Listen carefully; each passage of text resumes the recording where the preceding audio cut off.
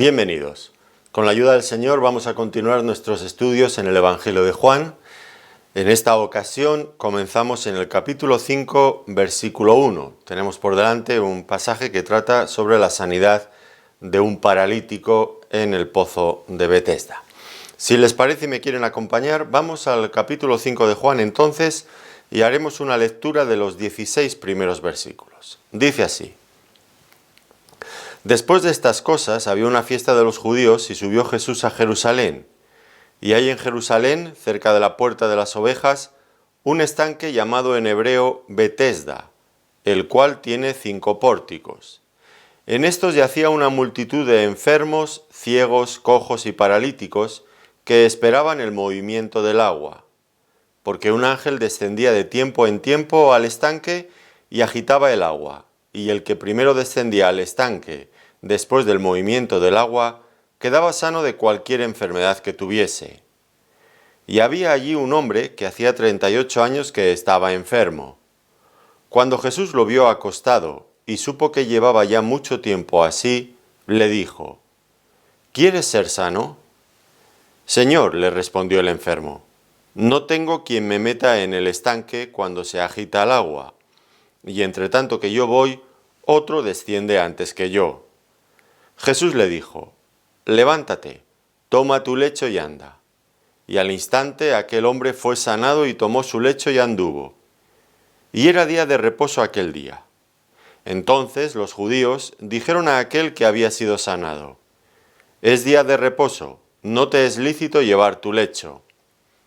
Él le respondió: el que me sanó, él mismo me dijo: toma tu lecho y anda. Entonces le preguntaron: ¿quién es el que te dijo: toma tu lecho y anda? Y el que había sido sanado no sabía quién fuese, porque Jesús se había apartado de la gente que estaba en aquel lugar. Después le halló Jesús en el templo y le dijo: mira, has sido sanado, no peques más para que no te venga alguna cosa peor. El hombre se fue y dio aviso a los judíos que Jesús era el que le había sanado. Y por esta causa los judíos perseguían a Jesús y procuraban matarle, porque hacía estas cosas en el día de reposo. Bueno, dejamos aquí la lectura.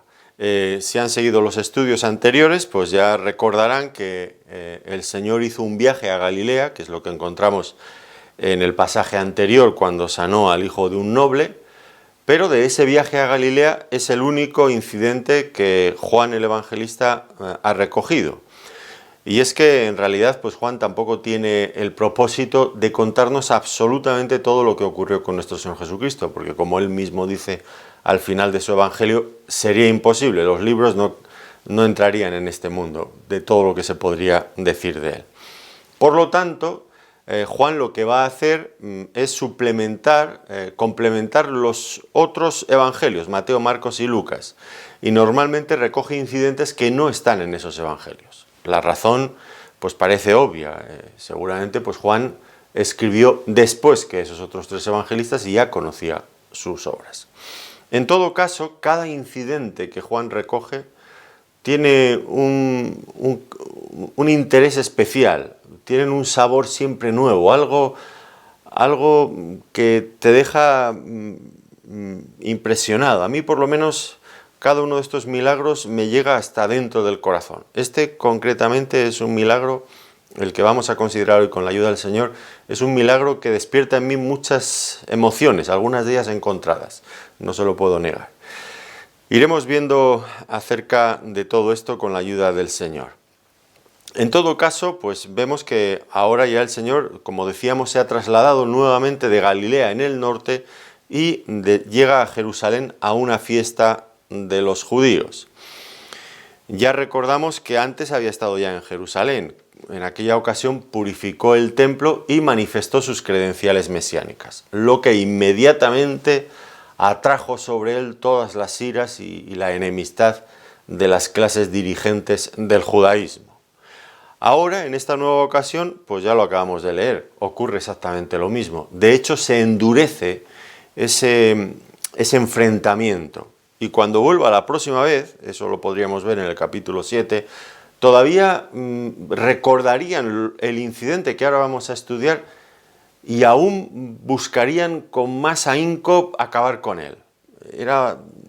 Hay una actitud de hostilidad contra el Señor Jesucristo que se mantiene en el tiempo y que viene alimentada por cada milagro que él hace. O sea, todo lo que él hacía les parecía mal.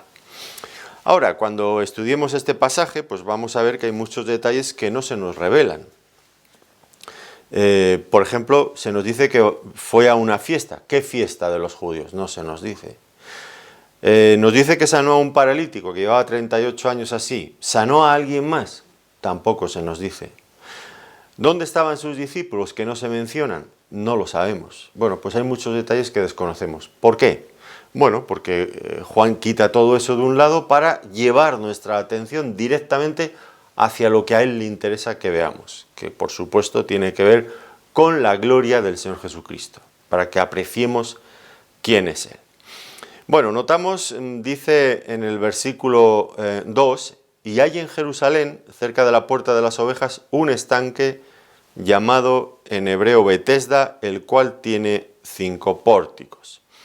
Y es que la primera parte de lo que ocurre con este paralítico, la primera parte, no la única, porque vamos a ver que se divide en varias partes esta sección, pues tiene lugar aquí, en este estanque llamado Betesda.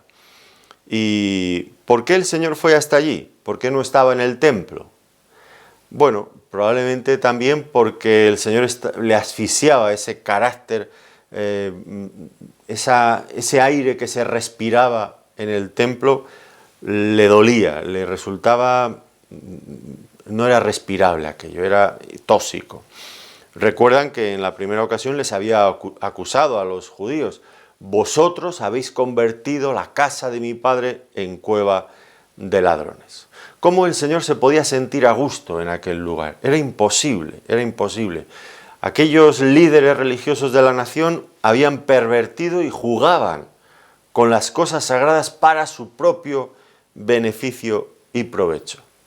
Eso, al mismo tiempo que fuera del templo, aquí, en este estanque en Betesda, probablemente no muy lejos, pues había una multitud de personas que sufrían y perecían sin que nadie pareciera ocuparse de ellos.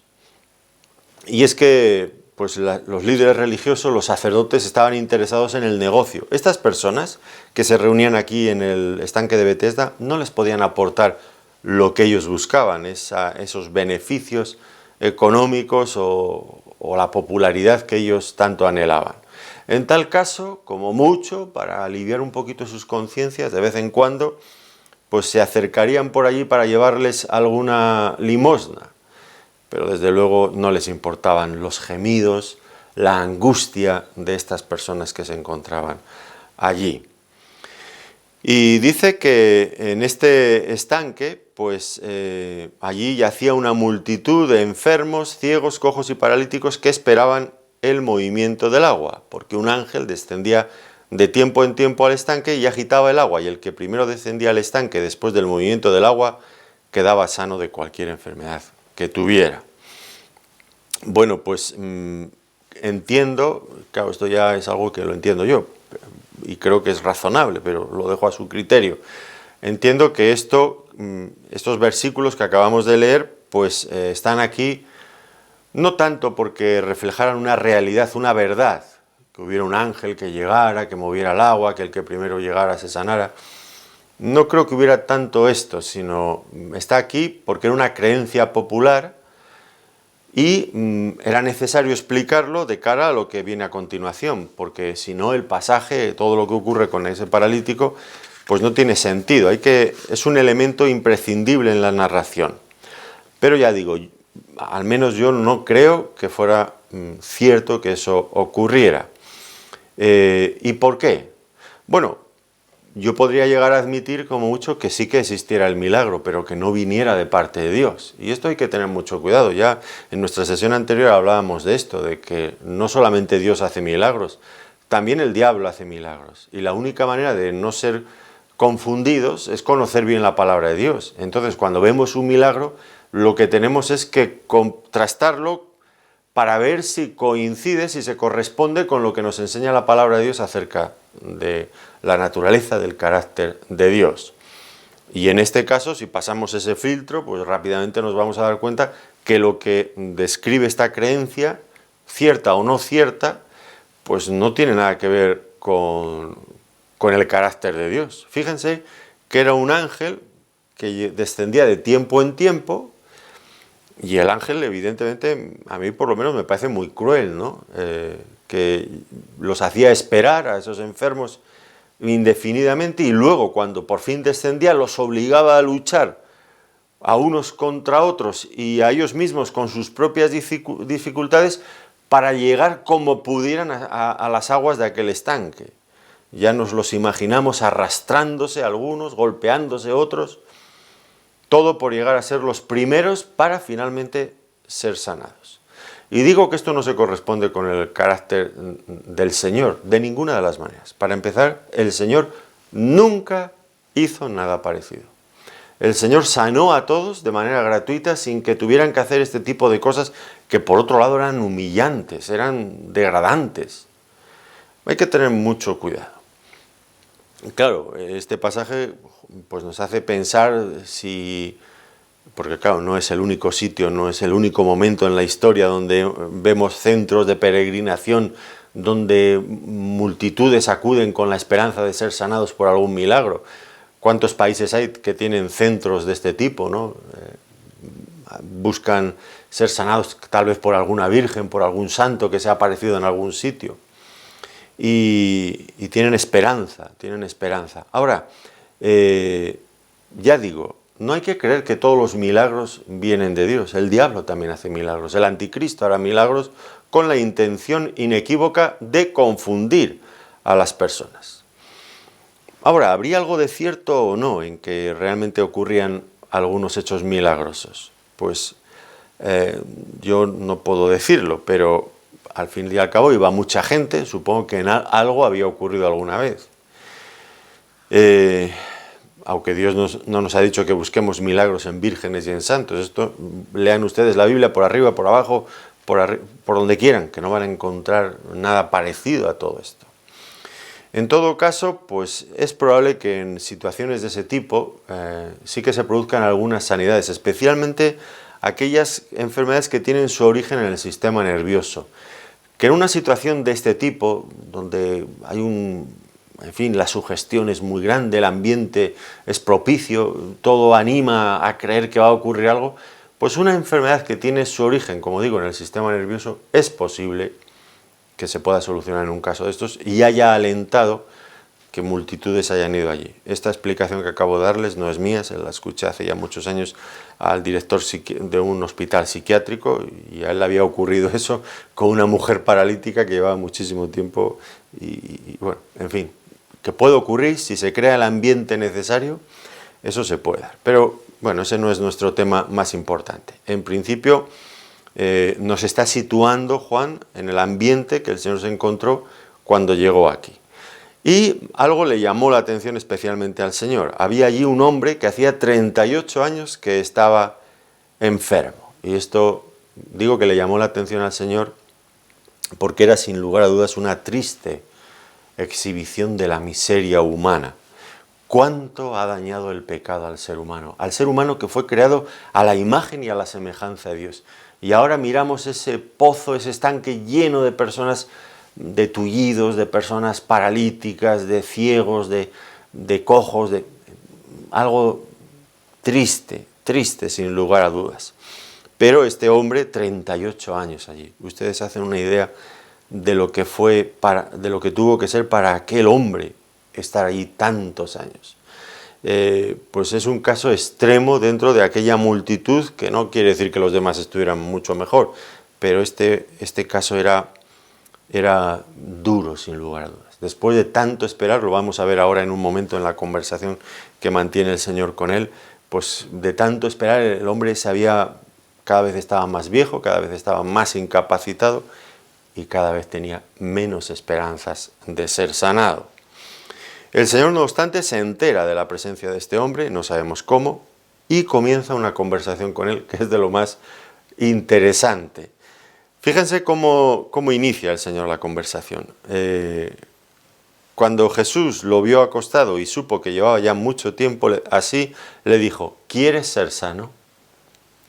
A muchas personas tal vez les parezca absurda una pregunta de este tipo. ¿Quieres ser sano? Después de 38 años esperando ser sano, ahora llega el Señor y le pregunta: ¿quieres ser sano? Algunos dirán: es ridículo hacer esta pregunta. Pues el Señor nunca hace nada que sea absurdo, nada que sea ridículo. Por supuesto que no, por supuesto que no. De hecho, estaba abordando precisamente el problema en su misma raíz. Puede que nos parezca extraño que a una persona que lleva allí tanto tiempo en aquel estanque esperando la sanidad, el Señor le pregunta: ¿quiere ser sano? Recuerdo otra conversación en esta ocasión con una psiquiatra cristiana también, que le comenté acerca de este pasaje y le decía: mira, me parece que esta pregunta es muy lógica, porque tengo la sensación de que hay muchas personas que no quieren ser sanados, que le sacan más partido, más beneficio a estar enfermos que a ser sanados. Y la mujer inmediatamente me dijo: eso es exactamente así. El mayor problema muchas veces para que una persona se sane es que quiera ser sanado, por lo menos ella, que era, en fin, estaba en ese área de la psiquiatría que es tan compleja, ¿no? Pero ¿cuántas personas hay que sacan mucho partido a su situación, en fin, mala?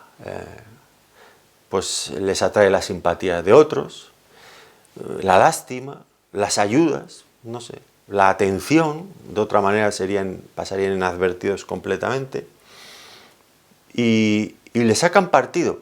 Y lo curioso, lo absurdo del caso es que prefieren seguir en ese estado. Así que el Señor comienza con una pregunta que no es absurda: ¿quieres ser sano? ¿Cuántas personas hay en otro ámbito, ya no tanto el físico, pero sí el espiritual? ¿Cuántas personas hay que arrastran fracasos en su vida uno detrás de otro? Y aún así, si les predicamos el Evangelio y les preguntas: ¿quieres ser salvo de esto y de todo lo demás que te va a venir? Y ellos directamente no quieren. Pueden tener grandes dilemas en su vida, no saber por qué están aquí, tener un vacío existencial en su alma, pero aunque les ofrezcas una solución, para eso no quieren. Así que habría que empezar por preguntarles: ¿quieres ser salvo? Esta es la cuestión fundamental. Y el Señor comienza de esta manera pues esta conversación y toca el asunto de fondo, el problema de fondo que tenía, uno de los problemas que tenía este hombre: quiere ser sanado. Y ahora el hombre contesta: no tengo quien me meta en el estanque. Y cuando se agita el agua, y entre tanto que yo voy, otro desciende antes que yo. El hombre pues está frustrado, evidentemente, y así pues rápidamente lo manifiesta. Había perdido toda esperanza de ser sanado. Y empieza a contarle al Señor todos los problemas que se encontraba para llegar a la única solución que él conocía: el estanque, cuando se movía el agua por este ángel, que decían ellos. ¿Cuál era el problema en este momento? Bueno, pues que el hombre estaba tan frustrado, tan angustiado, tan decepcionado por toda su vida, por todo lo que le había pasado, que teniendo delante de él mismo la solución definitiva a todos sus problemas presentes y futuros y eternos, no lograba verlo, por la frustración, por el dolor. Así que él aprovechó a dar rienda suelta a su amargura, y rápidamente aparecieron otros como culpables, evidentemente. La falta de interés de otros, la falta de solidaridad, la falta de amigos o de familiares. Este hombre solo, totalmente solo allí. Y luego, cuando de lo que se trata es de nuestro propio interés personal, de que yo necesito y quiero algo, los demás no importan. Si hay que abrirse paso a codazos y a golpes, pues llegaremos como lleguemos. Y así era la lucha que se daba en aquel estanque cada vez que se movían las aguas. Y ya este hombre quejándose de todo lo que había encontrado a su alrededor. Lo único que le importa a cada uno es lo suyo propio. Lo de los demás no importa. Y así que con tal de que yo consiga lo que yo quiero, llegaré como sea. Y pues este hombre estaba realmente en una situación triste y desesperada, ¿no? Se nos presenta como un símbolo claro de la impotencia de todos los seres humanos. No puedo por mí mismo y no tengo quien me ayude. Incapaces por nosotros mismos y tampoco encontramos a alguien que nos pueda ayudar en ese camino. Nuestra debilidad, nuestras necesidades imperiosas que no podemos solucionar por nosotros mismos. Todo como consecuencia, sin lugar a dudas, del pecado, de lo que el pecado ha traído sobre nuestras vidas. Ahora, este hombre, pues tal vez había gastado su vida confiando o esperando que otros le ayudaran, en algunos momentos al menos. Y tantos hay en nuestros días también que piensan que pueden solucionar sus problemas con la ayuda de alguien, de algún amigo, de alguna persona, de algún remedio casi mágico. Pero esas cosas no ocurren.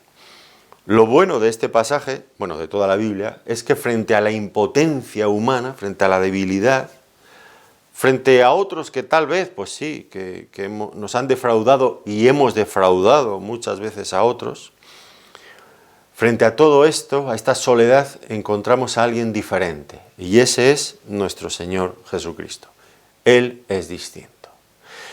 Es distinto porque ha hecho cosas y sigue haciendo cosas totalmente diferentes de las que hacemos los hombres. Es que cuando vemos la actitud humana, y este pasaje nos refleja con total claridad lo que es el hombre,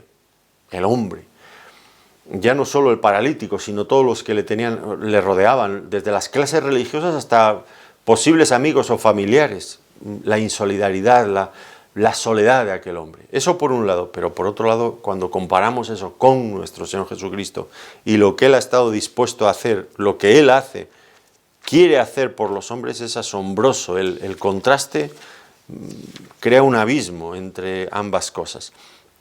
Fíjense cómo explica el apóstol Pablo lo que hizo el Señor Jesucristo en Romanos, capítulo 5, versículos 6 al 8. Porque Cristo, cuando aún éramos débiles, como este hombre, cuando aún éramos débiles, a su tiempo murió por los impíos. No simplemente ayudar a un hombre a llegar al estanque, al agua, sino que Cristo murió por nosotros, dio su vida por nosotros. Murió por los impíos, por personas que vivíamos sin Dios. Y este hombre, luego vamos a ver que era uno de ellos también. Ciertamente apenas morirá alguno por un justo. Con todo pudiera ser que alguno osara morir por el bueno. Mas Dios muestra su amor para con nosotros en que siendo aún pecadores, Cristo murió por nosotros. Este hombre iba a descubrir en un momento que había un amigo, hay un amigo de la humanidad con el que sí que se puede contar. Alguien que de manera completamente desinteresada quiere ayudarnos, quiere salvarnos, quiere solucionar nuestros problemas presentes y futuros. Ahora el Señor, después de haber escuchado las quejas de este hombre, pues le dice algo. Versículo 8, Jesús le dijo, levántate, toma tu lecho y anda. Por fin el hombre empezó a ver que alguien quería ayudarle. Ahora, me imagino que él pensó inicialmente pues que tal vez el Señor estaría dispuesto a ayudarle a llegar al agua la próxima vez que se moviera el agua, pero pronto va a descubrir que no es así. Lo acabamos de leer, ¿no? Las palabras del Señor. No iba a hacer como un ángel que movería las aguas y que todo el mundo empezaría a luchar por llegar allí. No. El Señor no necesitaba de un ángel, el Señor no necesitaba de esas aguas, el Señor no necesitaba de nada, solamente su palabra. Y que el hombre pusiera la fe en esa palabra. Eso lo recordarán de nuestro estudio anterior. La fe colocada en la palabra del Señor. Eso es lo que trae salvación, lo que trae vida. Y ahora el Señor le manda 3 cosas para demostrar que cree en esa palabra del Señor. Y 3 cosas que eran imposibles para un paralítico. Levántate, toma tu lecho y anda. 3 cosas completamente imposibles. ¿Y por qué? Bueno, porque el hombre acaba de confesar su completa incapacidad, pero le faltaba algo. Los hombres no somos salvados porque reconozcamos que estamos perdidos. Debemos de ejercer fe en el Señor. ¿Y cómo? ¿Cómo vamos a demostrar esa fe? Pues obedeciendo al Señor. Nuevamente, el mismo concepto que ya vimos en nuestro estudio anterior. Fe implica obediencia, hacer caso a lo que el Señor dice. Ahora, aquel hombre pensar en esas tres cosas: levántate, toma tu lecho y anda. Pues si no podía. ¿Por qué tomó la iniciativa de intentarlo? Me imagino que él vio tal poder, tal autoridad en la palabra del Señor, que confió en ello. Y descubrió inmediatamente que cuando el Señor manda algo, por muy imposible que nos parezca, juntamente con el mandato, da las fuerzas y la capacidad para llevarlo a cabo. Y esto fue una verdad con él y es una verdad siempre con nosotros que nunca debemos de olvidar. Puede que el Señor a veces nos mande cosas que nos parezca que están fuera de nuestro alcance. Pero si el Señor lo manda, podemos contar que Él nos va a dar los recursos necesarios para llevarlo a cabo. ¿Qué pasó? Bueno, pues que al instante aquel hombre fue sanado, tomó su lecho y anduvo. Un milagro completo, total, absoluto, repentino, sin esperar nada, por la palabra del Señor. Y porque este hombre colocó su fe en la palabra del Señor, en lo que el Señor le había dicho. Ahora con esto termina el primer acto de esta obra.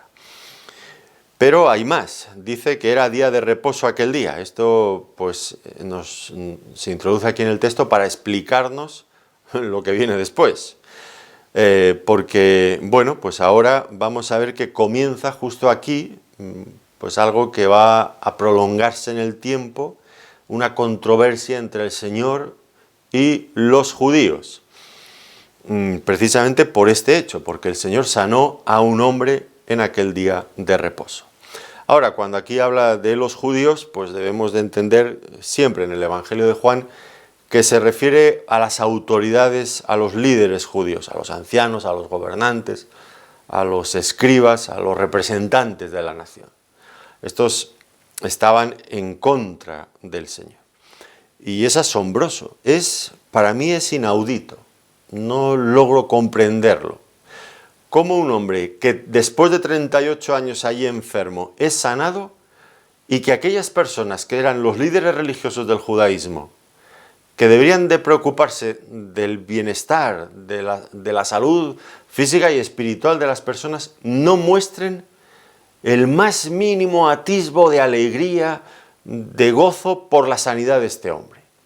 Son personas carentes de empatía, de aprecio porque otros puedan progresar, puedan mejorar. Nada de todo esto.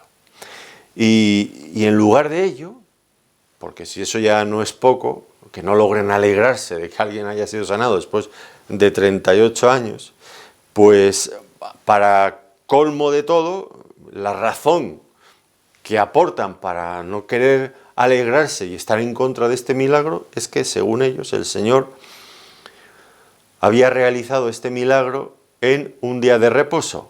No solamente le había sanado, sino que además le había dicho: toma tu lecho y anda. Es decir, encontraron a aquel paralítico ya sanado llevando su lecho en la mano.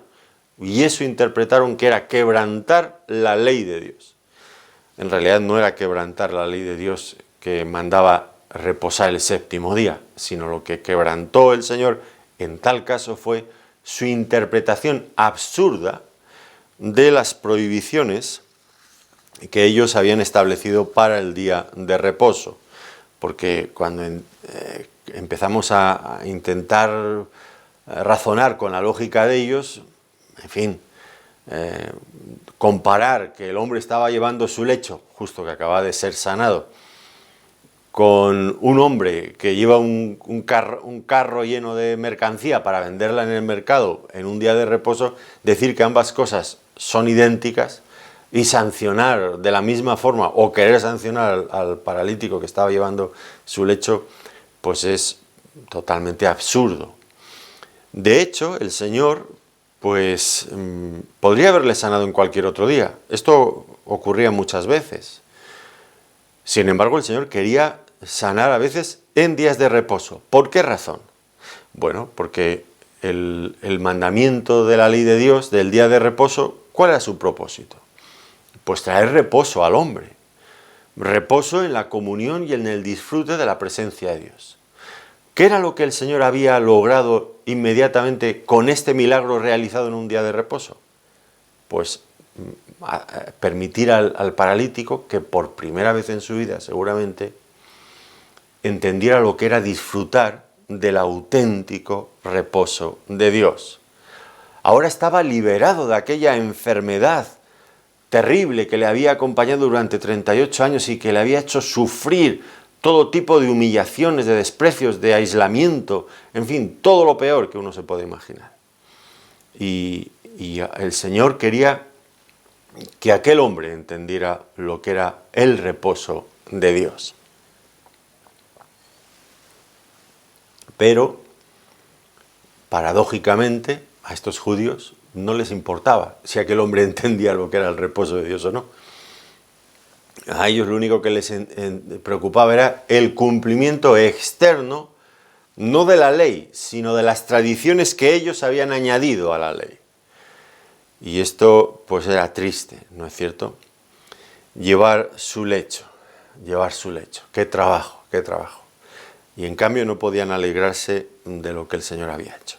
Así que empiezan un interrogatorio con aquel hombre. Le preguntaron, ¿quién es el que te dijo, toma tu lecho y anda? Yo no sé cómo ha reaccionado el paralítico en este momento, cuáles eran sus pensamientos mientras veía llegar a estos fariseos con cara de pocos, o estos judíos con cara de pocos amigos, dispuestos a hacerle este interrogatorio a sangre y fuego. Es una forma de hablar, claro. Pero cuando le preguntan quién es el que te dijo, pues él dijo, no lo sé. Él dijo, el que me sanó, él mismo me dijo, toma tu lecho y anda. No lo sabía y no pudo decir más. Y derivó la responsabilidad de lo que él estaba haciendo hacia la persona del Señor. Ahora, fíjense que en la misma respuesta del paralítico sanado, pues quedaba en evidencia el milagro que el Señor había hecho. El que me sanó. Yo había sido paralítico, seguramente lo sabían.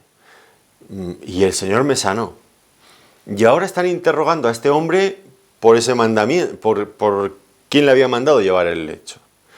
Pero en ninguna manera se preocuparon por saber quién le había sanado. Solamente les preocupaba quién te ha mandado llevar el lecho, no quién te ha sanado.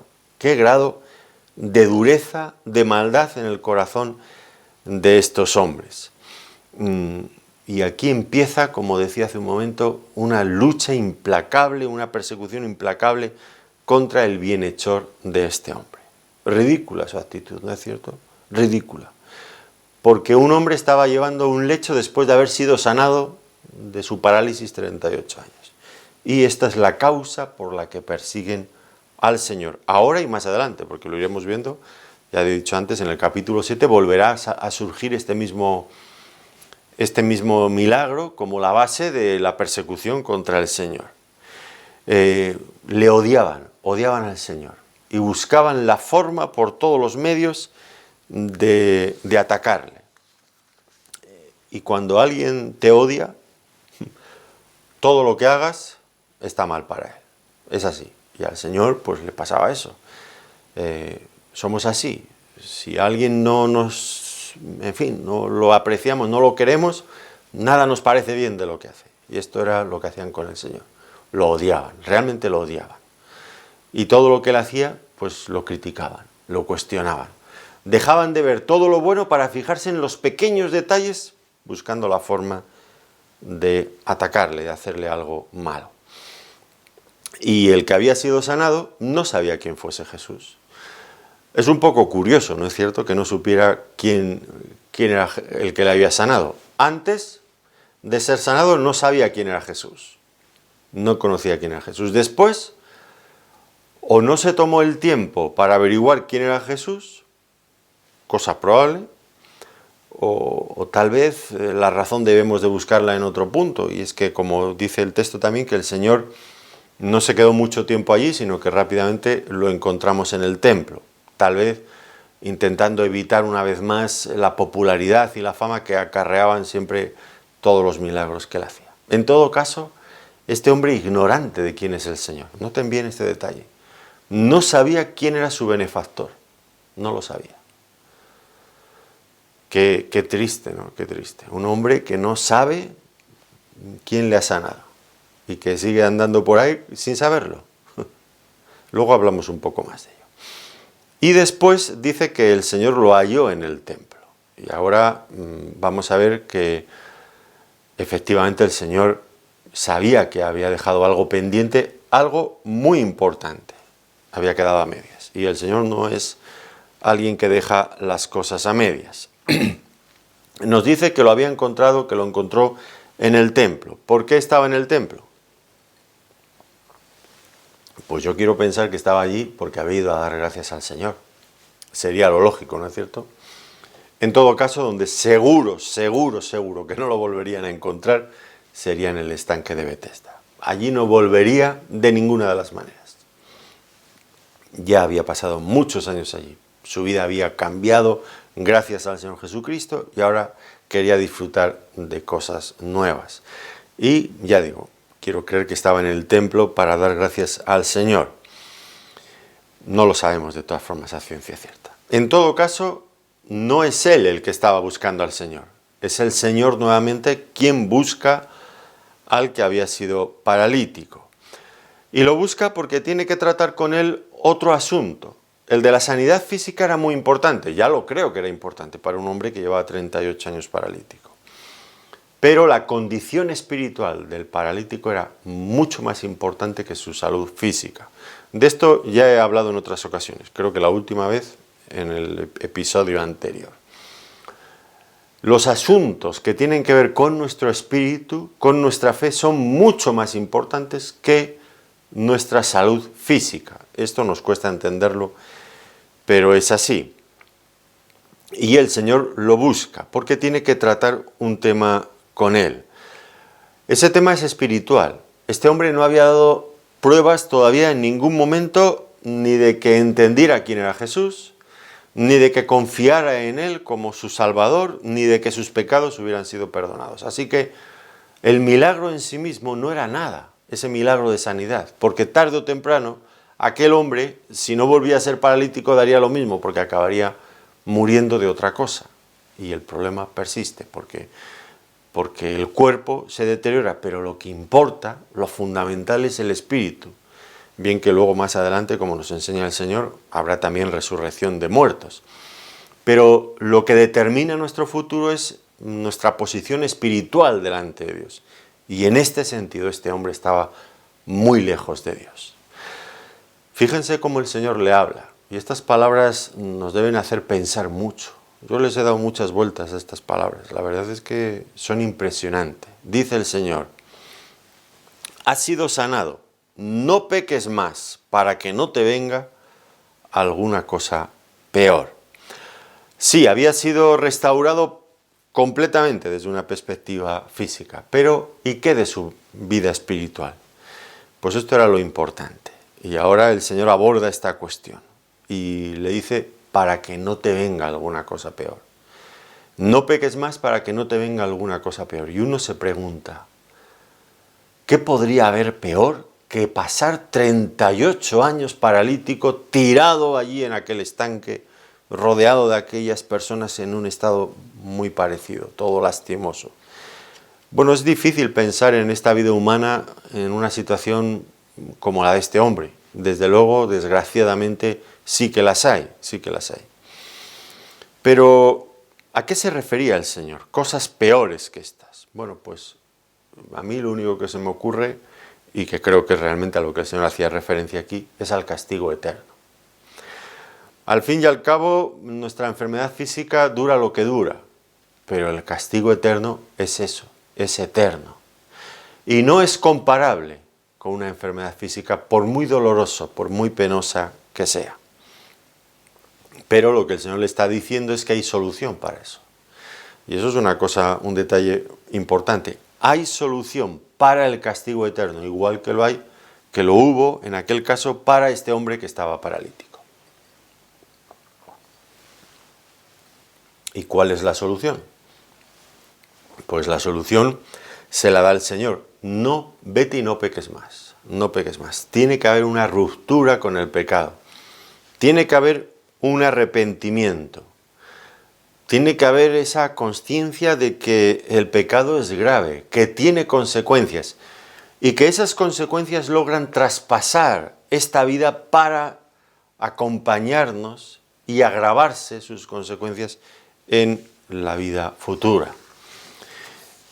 Por otro lado, pues queda implícito también en las palabras del Señor la existencia de un juicio. Vete y no peques más, para que no te venga alguna cosa peor. Porque hay un juicio, hay que dar cuentas. Y este hombre lo tenía que tener en cuenta. Como dice el autor a los Hebreos, está establecido para los hombres que mueran una sola vez y después de esto el juicio. Y esa condenación eterna, desde luego, es una angustia incomparable con cualquier cosa que podamos pasar aquí en esta vida. Las tragedias presentes no son nada comparables con aquella agonía terrible. El Señor Jesucristo dijo, allí será el lloro y el crujir de dientes, donde, en fin, el clamor y el dolor nunca cesan.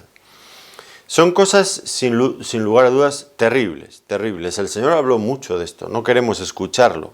Queremos pensar en un Dios bondadoso, una especie de Papá Noel que trae regalos a todos y que nadie se va a perder, nadie se va a condenar, pero no es esta la verdad. Y el Señor habla con toda claridad de ello y nos advierte. Son pasajes realmente muy serios, sin lugar a dudas. ¿Por qué lo hace? Bueno, algunos pensarán, el Señor lo hizo o este predicador lo hace para meternos miedo, para llevarnos a donde Él quiere que vayamos, para meternos miedo. No es una cuestión de meter miedo a las personas, es para hacer reflexionar a las personas y que piensen. Y yo desde luego no tengo la más mínima intención de meter miedo a nadie con los terrores del infierno, aunque desde luego pensar en ello se produce espanto, el espanto más horrible que uno puede imaginarse. Pero yo no estoy por la labor de meter miedo a las personas. ¿Saben por qué? Porque estoy convencido de que las personas no logran convertirse por miedo al infierno. Uno no se convierte por miedo al infierno, yo no lo creo. Las personas que dicen convertirse por miedo, me cuesta entenderlo. Ya no sé si creerlo. ¿Por qué? Porque el que se convierte no es por miedo al infierno, es por amor al Señor. Porque queremos estar con el Señor. Sí, evidentemente es también porque no queremos estar allí, pero lo que debe de pesar más es porque queremos algo diferente que el Señor nos puede dar. Meter miedo no sirve. Yo lo he comprobado ya unas cuantas veces que no sirve. Pero por eso digo que el Señor no estaba aquí con esa finalidad, sino con la finalidad de advertir, que eso es una cuestión importante que debemos de hacer. Yo, como padre, si veo que uno de mis hijos anda por un mal camino, yo le advertiré de todos los peligros con los que se puede encontrar. Y algunos de ellos serios tal vez. Y bueno, pues eso puede que le produzca miedo. Si eso sirve para que se aparte, pues bienvenido sea. Pero, en fin, tiene que haber estas advertencias para que sepamos a dónde vamos y que asumamos nuestra responsabilidad conscientemente de lo que está pasando y de lo que va a pasar. Ahora, ¿cuál era la solución para evitar todo esto? Pues la solución era el arrepentimiento. Vete y no peques más. Exactamente las mismas palabras que más adelante, un poquito más adelante, en el capítulo 8, el Señor le dice a una mujer que había sido tomada en el mismo acto de adulterio. Vete y no peques más, lo que implica un arrepentimiento genuino, que se manifiesta como genuino por el hecho de que produce un cambio real en la vida. Si no hay un cambio real, no hay que creer que ha habido arrepentimiento genuino. Serán palabras, pero nada más que eso. Ahora, dicho todo esto, que sería la solución para este hombre, pues se nos presenta aquí, en esta frase, algo que nos deja pensativos también. Y es que cuando el Señor le dice, para que no te venga nada peor, parece estar dando a entender que de alguna manera esa enfermedad que había durado 38 años, había venido como consecuencia de algún pecado anterior. Vete y no peques más para que no te venga alguna cosa peor. Mira lo que te vino la primera vez, que no te venga algo peor. Podría ser una interpretación. En todo caso, si esto fuera así, pues nos lleva a otra pregunta. ¿Es la enfermedad un castigo divino? Y esto es algo que muchas personas se han preguntado, nos hemos preguntado. ¿Es la enfermedad un castigo divino? Bueno, pues evidentemente hay veces, muchas veces, donde no logramos ver una conexión directa entre el pecado de una persona y una enfermedad. Niños que nacen con enfermedades ya graves, pues evidentemente no ha habido ninguna causa y efecto en este sentido, ¿no? En otras ocasiones es muy claro que sí que hay esa relación. Por ejemplo, una persona que vive en vicios, pues aparte de que en pocos años su aspecto va a estar terriblemente envejecido, pues puede llegar a enfermedades concretas, fruto directo de su pecado. Un hombre o una mujer que fuman, pues acabarán teniendo cáncer de pulmón, muy probablemente. Una persona que abusa del alcohol y bebe, pues tendrá un problema con el hígado y otro montón de cosas más. Claro que hay relación directa a veces. En todo caso, pues lo que sí que podemos afirmar, porque esto nos lo enseña la Biblia, es que siempre hay una relación entre el pecado y su consumación, entre la enfermedad y su consumación que viene en la muerte, con el pecado de la raza humana. Todos los hombres, todas las mujeres de este mundo estamos bajo los efectos de la caída, del pecado. Y sufrimos, por lo tanto, ya digo, las enfermedades y la muerte. A veces hacemos que las enfermedades se acerquen a nosotros porque nosotros nos acercamos a ellas con nuestros propios pecados. Otras veces llegan como consecuencia indirecta de lo que somos, del pecado de la raza humana. En todo caso, las buenas noticias que nos presenta la Biblia es que hay una solución para eso.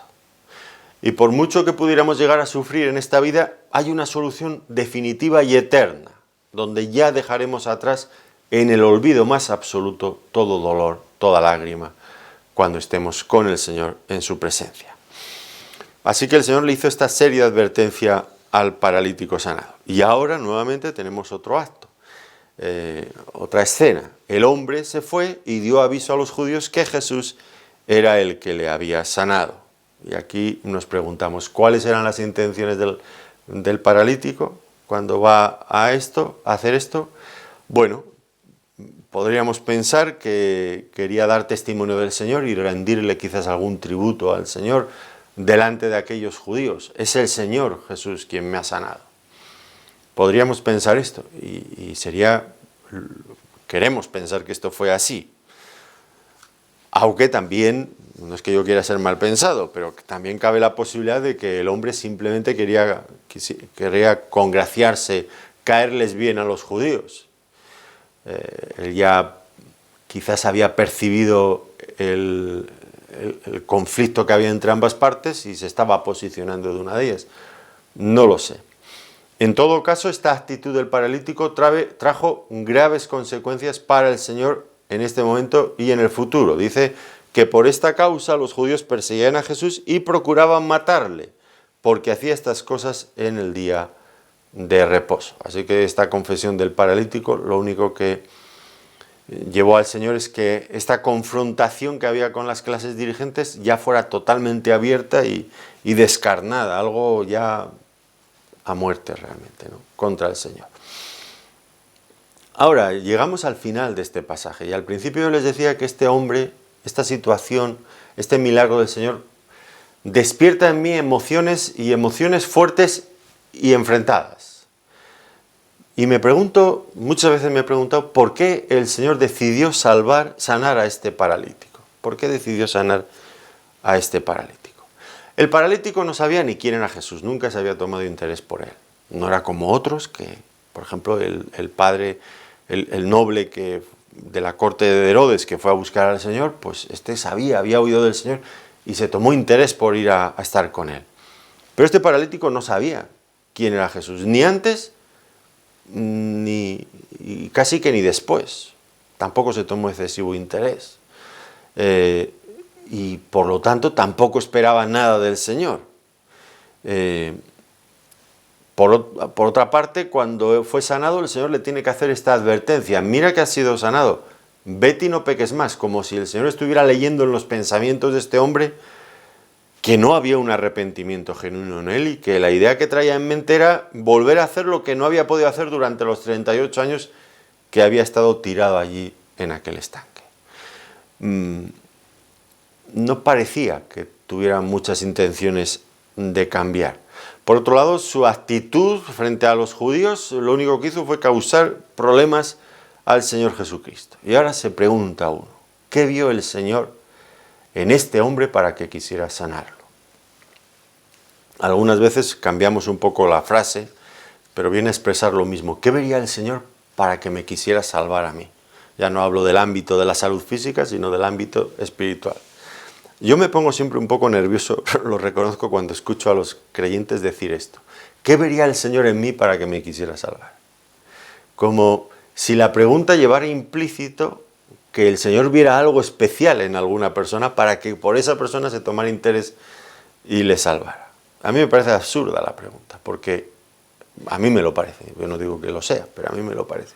Porque estoy convencido que la razón no está en lo que el Señor vio en nosotros, sino que la razón para sanar a aquel hombre o para querer salvarnos a nosotros no se encuentra en nosotros, sino en Él.